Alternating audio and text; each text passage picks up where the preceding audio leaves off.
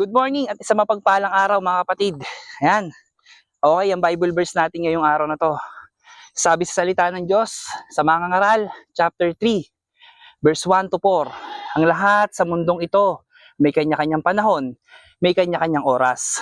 Ang panahon ng pagsilang at panahon ng pagkamatay, ang panahon ng pagtatanim at panahon ng pagbunot ng tanim, ang panahon ng pagpatay, panahon ng pagpapagaling, ang panahon ng paggiba at panahon ng pagtatayo, ang panahon ng pagluha at panahon ng pagtawa, ang panahon ng pagluksa at panahon ng pagdiriwang. Kapatid, sa panahon lang ba na tayo ay fully blessed o laging binibless ng Lord? Doon ka lang magpupuri at magsasamba? Doon ka lang ba worship at ipagsisigawang makapangyarihan ng Diyos? Kapatid, dapat hindi ganon.